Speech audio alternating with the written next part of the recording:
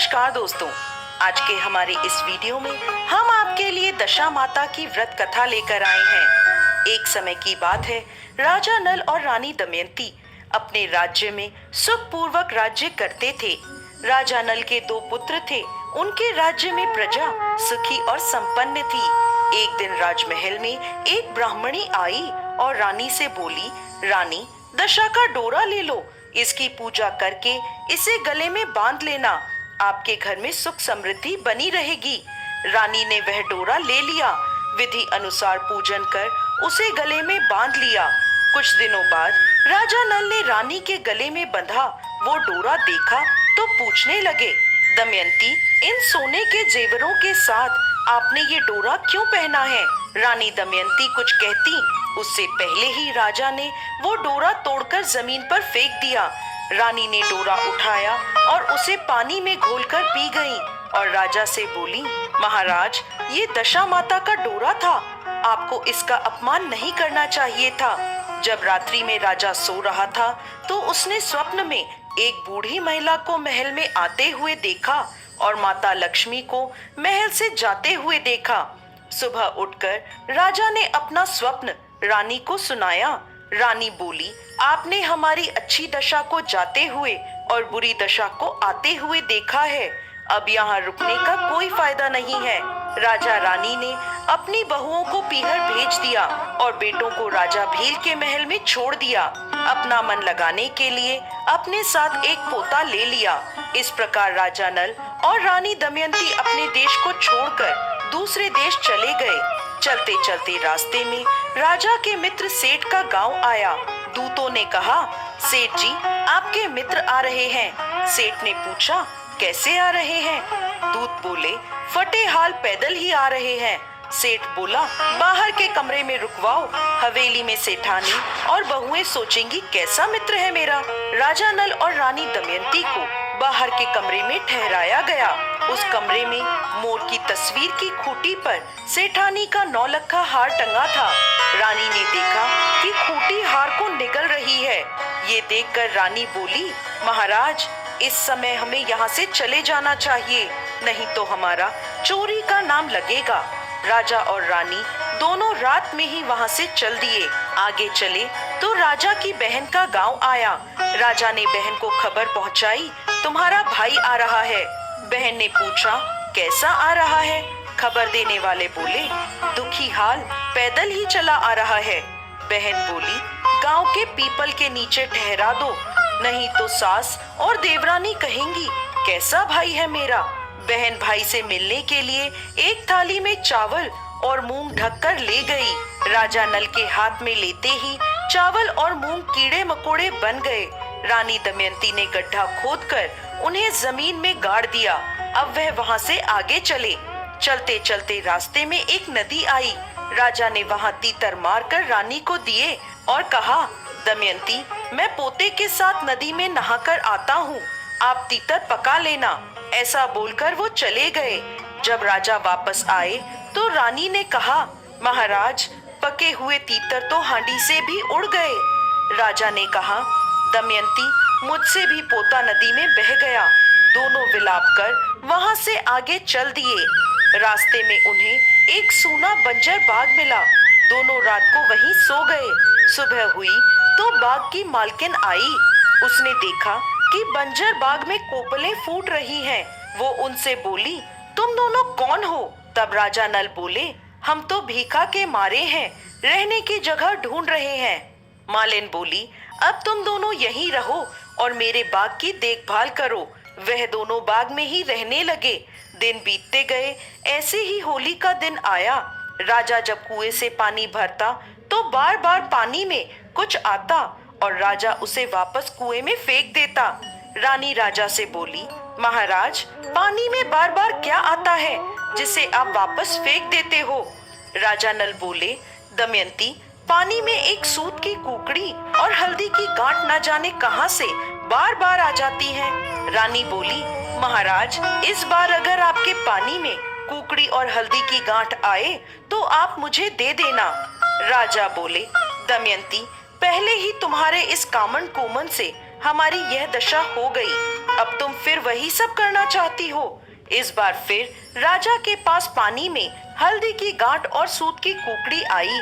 तब राजा ने रानी दमयंती को वह दे दी। रानी ने होलिका दहन के वक्त होली को जल दिखाकर दशा माता का व्रत किया।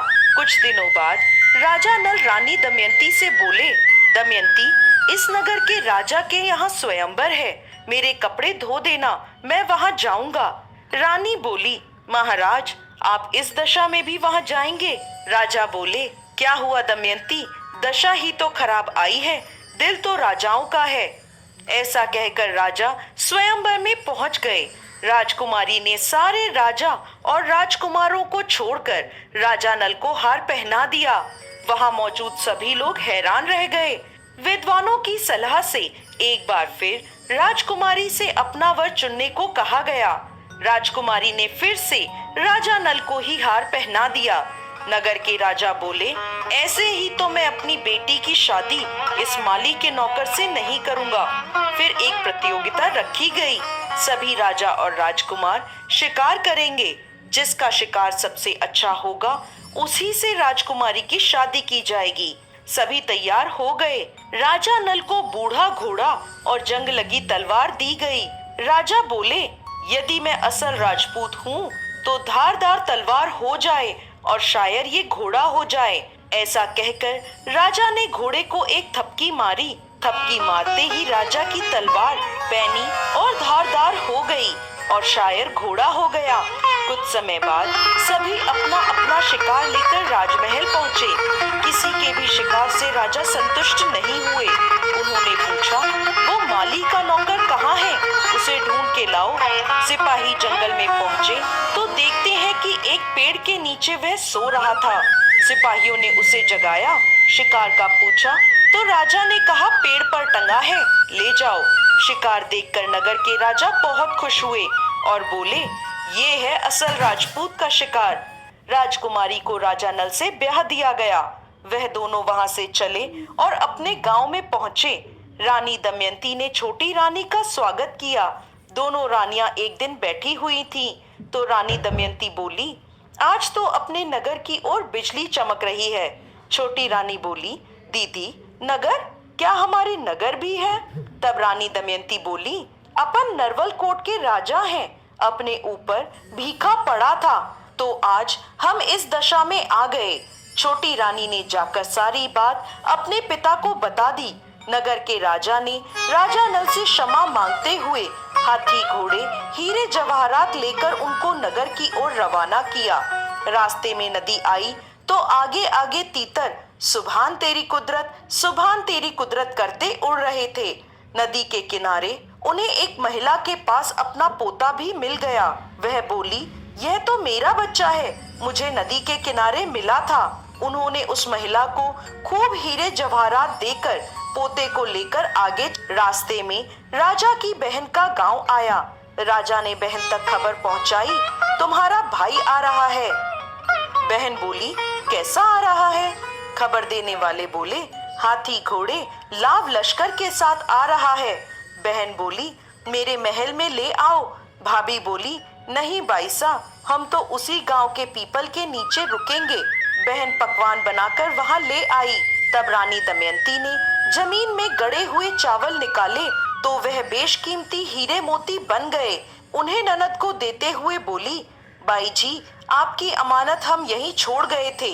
बहन को खूब हीरे जवाहरात देकर वहां से आगे चले। रास्ते में राजा के मित्र सेठ का गांव आया। उसे खबर जवाहरात देकर वहां से आगे चले। रास्ते में राजा के मित्र सेठ का गांव आया।